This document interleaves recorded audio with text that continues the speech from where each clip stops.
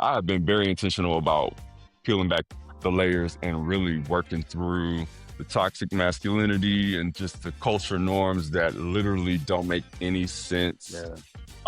And just the box that society puts you in makes you act that way. No, I can be all of these things and then some and still be, man, a whole one at that. No matter where you come from or what challenges you face, remember that you have the power to transform your life. We're bringing you the most inspiring stories and voices from authors who are indeed powerful forces for the culture in their work. These interviews will keep you believing in yourself, inspire you to keep pushing forward, and most importantly, never ever stop dreaming. It's your boy Colby, and this is the Colby Culture Show. What's up, family? Welcome back to the Colby Culture Show, the space where we sit with creatives, thinkers, and culture shapers to understand the life behind the presence. I'm your host, Colby, and today's guest moves in a way that feels both visible and deeply private, and that balance is intentional. He's known online as LaShawn, and he's an author, model, and creative, but also a professional rooted in business, human services, and the tech industry. He grew up in South Carolina, spent his formative years in Europe through military family life, played sports through college, and now lives in New York City, where he's been building, observing, and becoming for the last 8 years. His presence online isn't about performance, it's about alignment. It's about masculinity without armor, about honesty without apology. And on this show, we talk about the story behind the presence. So today, we're asking, what does it really mean to live as your full self in a world that rewards masks? LaShawn, welcome to the Colby Culture Show, brother. How's it going? Hello, how you doing? Doing Thank you well. for having me. Absolutely. Glad to have you on the show today. So I want to start before social media, before New York, before visibility. You grew up in South Carolina and then spent part of your childhood living in Europe because of your parents' military service. What did moving between worlds that early really teach you about identity, about how you adapt, and about how you observe? Yeah, growing up in South Carolina, I was what you would call country. I had a really heavy Southern accent, had mannerisms and said things that most people would not understand. So when we actually went overseas, I had to take speech classes and I had to be very mindful about the way I spoke because I did get in trouble a lot when I was younger. And that was just because my parents wanted me to acclimate in a healthy way when we first got overseas.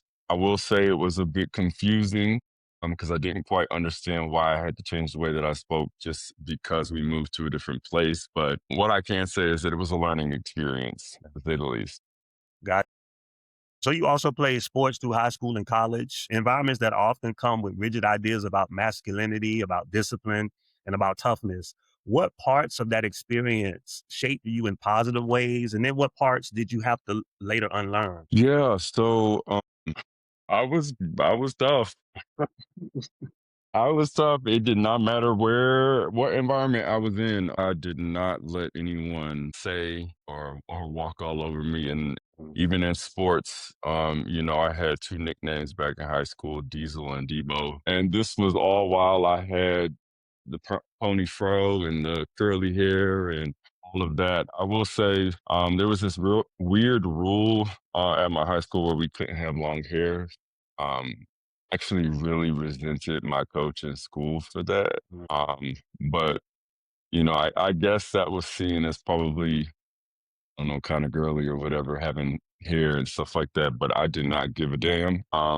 And even at that young age, I was pretty unapologetic when it came down to just being myself. Yeah. Love that. Love that. So you're the oldest of 4 siblings. And I know that usually comes with responsibility very early on. So how did being the oldest shape how you move, how you show up, how you protect yourself, or how you feel accountable? It definitely has played a big role in my life. There were probably 2 full years of my adolescence that I was actually the caretaker for my younger sister. One of those years being in Italy and the other year being in the United States when I lived in Texas. It forces you to be, I don't know, kind of like a little mini adult. Yeah. I don't know. I just felt responsible for my siblings, in particular my sister, because she was the one that lived with me most. I just felt responsible for her in just any way you can think of. I used to work during the summer, and I used to buy her school clothes, and I used to wake her up every morning and get her ready for school and take her to the bus stop. And if she had issues with kids in the school, I would go outside and be ready to fight. Big brother. Like, yeah, I did not play when it came down to my sibling, my family in general, my sister for sure. Violence is not the answer, please. But when it comes down to my sister, I'm definitely big brother. I look at her as like my kid, even though she is my sister. I love my sister to death. Yeah, I mean, it's just the role that I took on naturally. Yeah, I get it. Being an oldest child myself. So professionally, you work at the intersection of HR, legal, employee relations, and labor relations in the tech space. That's a world of structure, of policy, and high stakes decision making. How does that version of you coexist with the creative, the expressive version people see online? I think it coexists easily, naturally. I mean, there's no question about who I am internally. I have always been a serious person. I was a serious child. And growing up in a military household, there was discipline. But just aside from that, I was personally just a very disciplined child. I used to write with a ruler and iron my sheets. I was really like very straight edge as a kid. And so I think just a level of discipline that I was naturally accustomed to uh, just carried over into all aspects of my life. Even with social media, there is a significant discipline that I have as well. Like I'm not going to, despite what it may look like, I'm very mindful about the amount of time I'm on social media.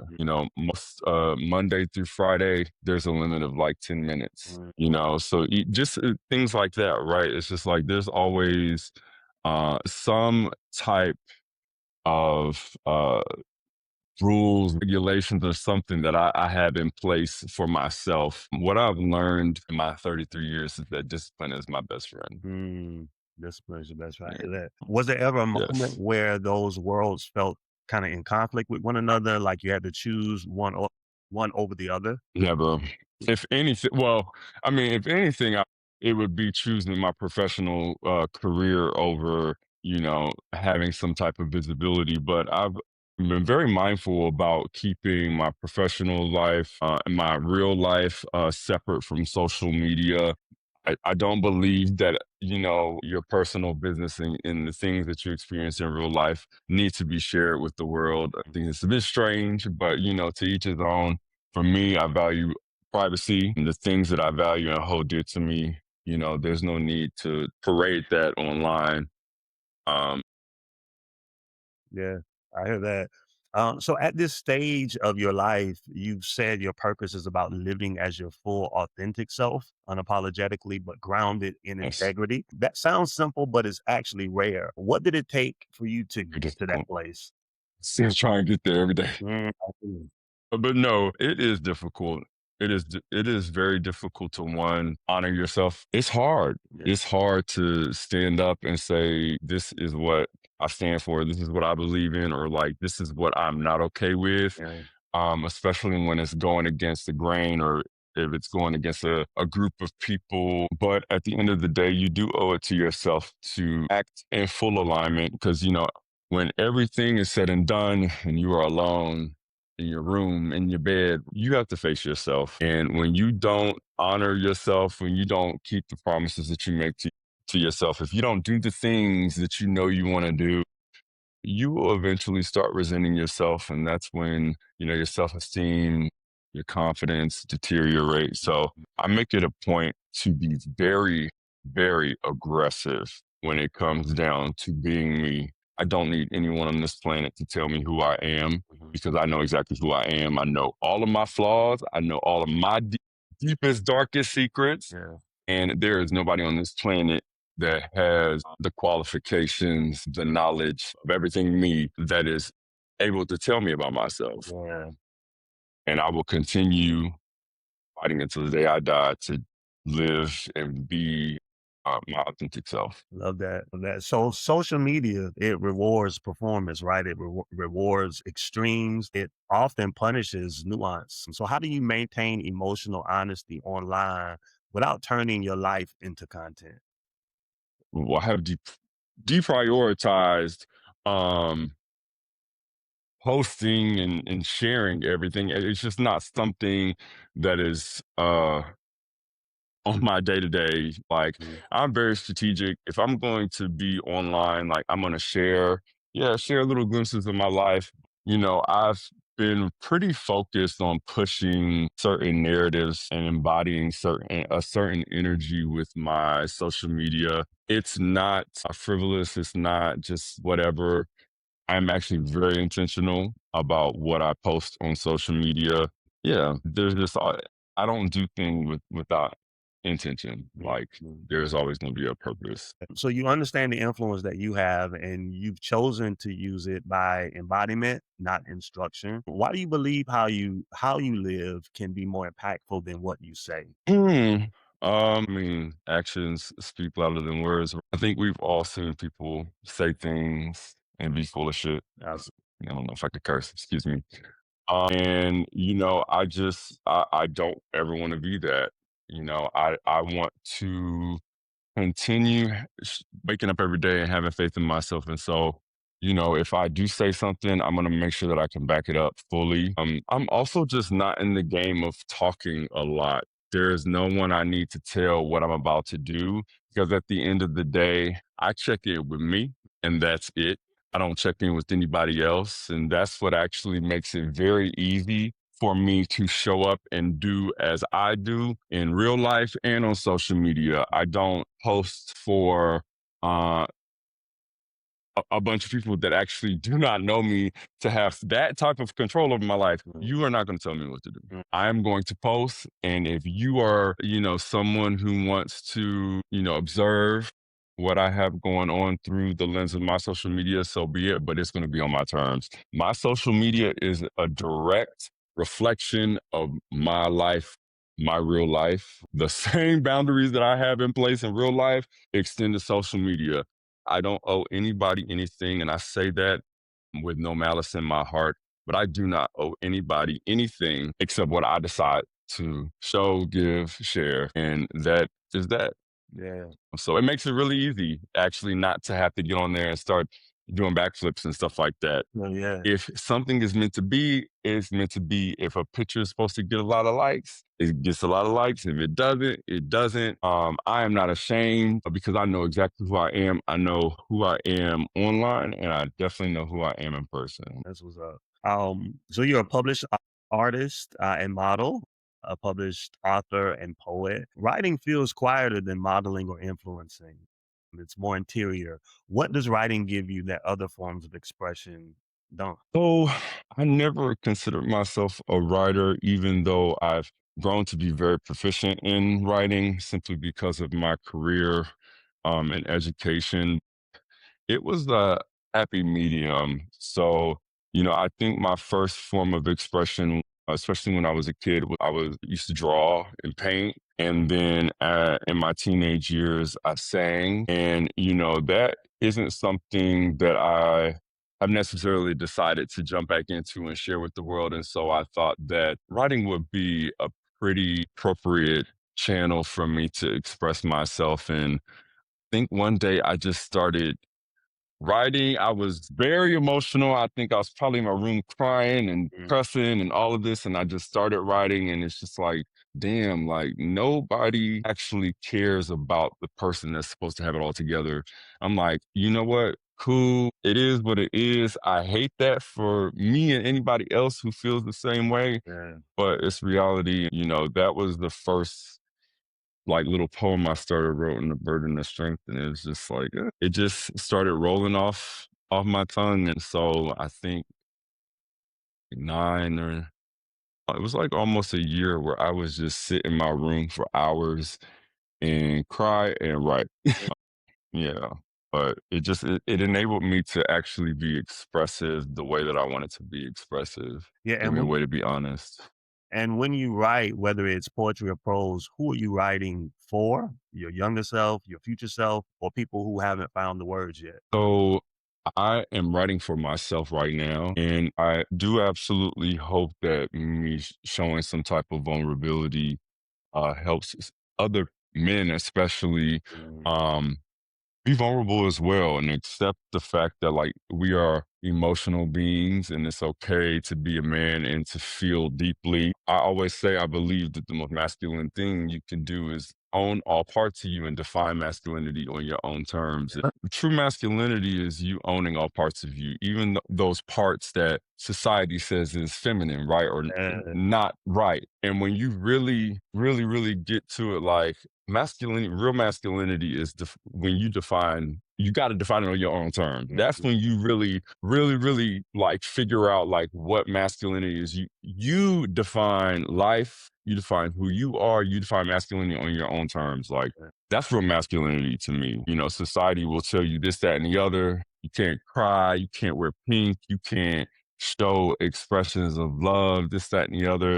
And it's just like a real man ain't hearing none of that shit. mm, They are doing things on their own terms, marching at their beat of their own drum, and they are only checking in with themselves. And so I really I needed to be vulnerable mm, at that time. I needed to transmute the energy that was in me because it was very volatile. And, you know, there was the intention that like maybe I could help someone else be more expressive too, because the only way that you can actually get through something is feeling it fully. mhm, And you got to feel to heal, right? Like, and people keep pushing off those feelings and they don't even know that they are setting themselves up for future failure, right? well, Like your body remembers all of that and it turns into trauma and it shows its face in every single thing you do, how you handle people, your kids, mom, sister, partner, you know, it will eat away at you. And so, yeah, that's what the writing was for me. And I just hope that I could help somebody,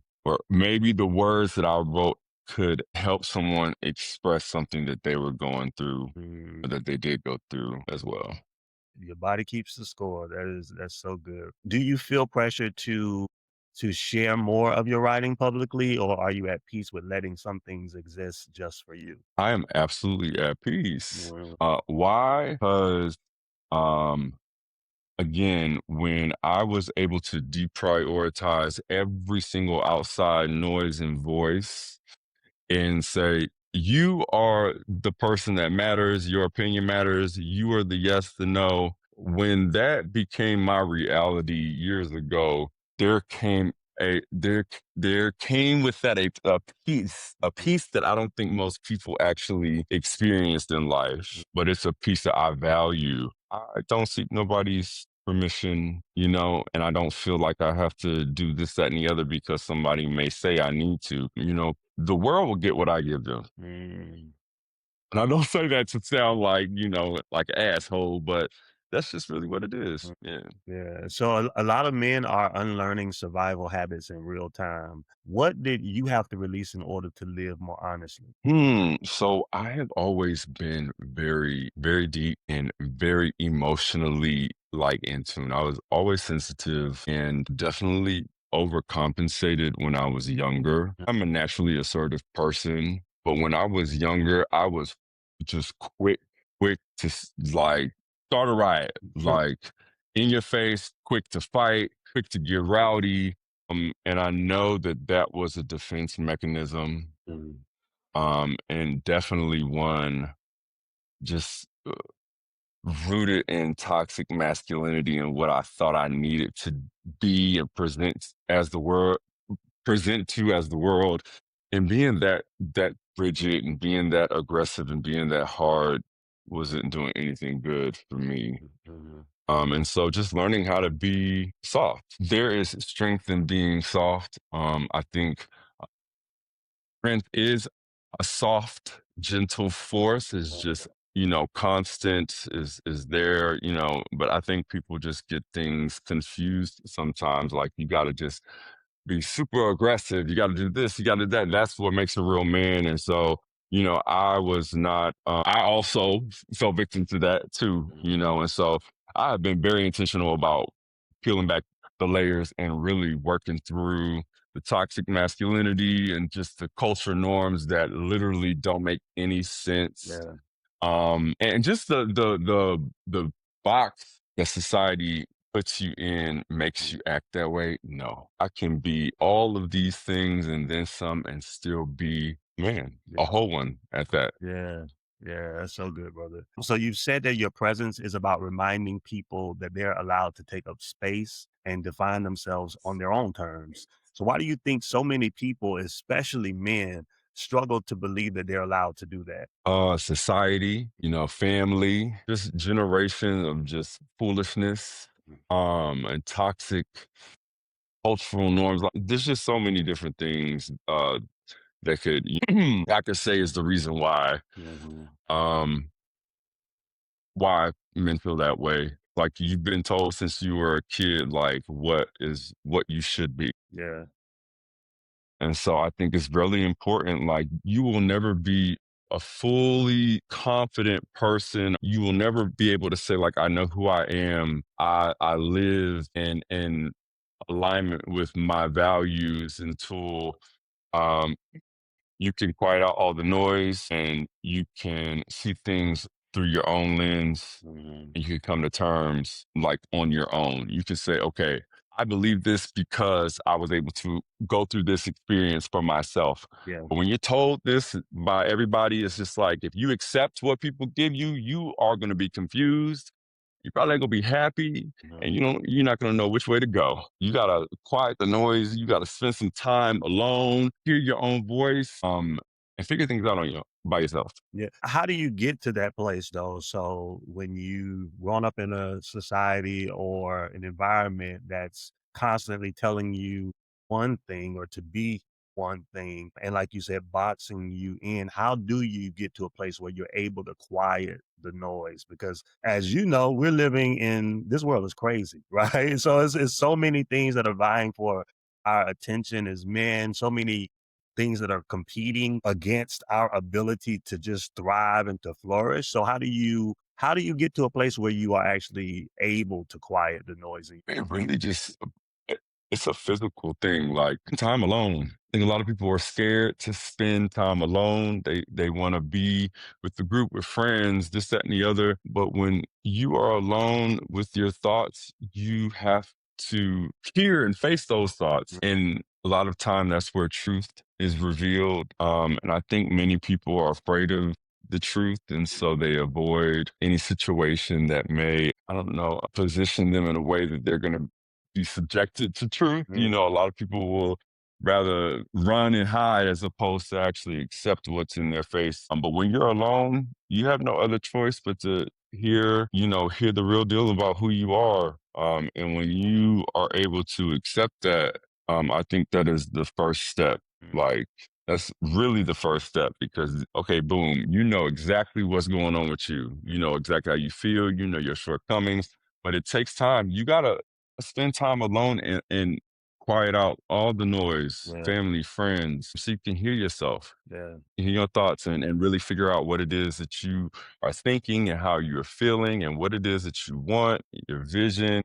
what you want out of life, this, that, and the other, what you stand for, your morals, your purpose. Like it really requires consistent time alone. yeah. Can't be afraid to be alone. Yeah, I love that. And so as you look ahead, not just career wise, but life wise, what does alignment look like for you now? And then what are you building towards? Yeah, alignment for me is me doing the things that feel right naturally, doing the things that I believe in and not doing the things that I know are not for me. I know that's like super vague, but like the boundaries I have in place, honoring them and doing all the things that are not only good for me in the moment, but also good for me in the near and far future. Mhm. And so it takes mindfulness and really being intentional with every single day.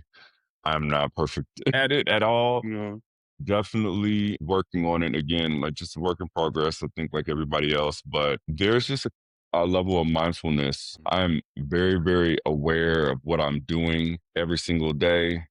aware of how I present, aware of the situations I'm in, the people that I interact with. But, like just something so simple as like, I will remove myself from any situation or any group that does not value me fully, or, if there's disrespect, I will remove myself, even if it hurts. Yeah. I'll do my due diligence to remove myself, because that is acting in alignment with my core and who I am. I go about my day to day respecting all humans on this planet. And so, just something so little as, you know, a joke or something that was just taken a little bit too far, or something that's consistently, somebody nagging or saying this, that, and the other. It's just like, okay, this is not for me. Like, it's just that simple. Yeah. Honoring myself is just doing the things that I know are good for me in that moment and in the future. Good. LaShawn, thank you for your honesty, your restraint, and your presence. This conversation wasn't loud, but it was necessary. So tell the people how to stay updated on all that is happening in your world. Yeah, so I think the easiest thing is just to go to my Instagram, XSHXWN. And from there, I have a bunch of links, whether that's to like my writing, um, or even my other Instagram pages. There are some on there, but you can find most of what you need going to my main Instagram page. And I know a lot of people hit me up, but if you do have questions, I will try and get back to people. You just gonna have to give me some time. Yeah, I will do my best. But yeah, just Instagram is the easiest way at this point. Awesome. Family, if this episode resonated with you, sit with it, share it with someone who's still learning how to live out loud quietly. This is the Colby Culture Show. I'm Colby, and remember, you're allowed to live honestly, you're allowed to take up space, and you're allowed to define yourself on your own terms. All right, so we'll see you next episode.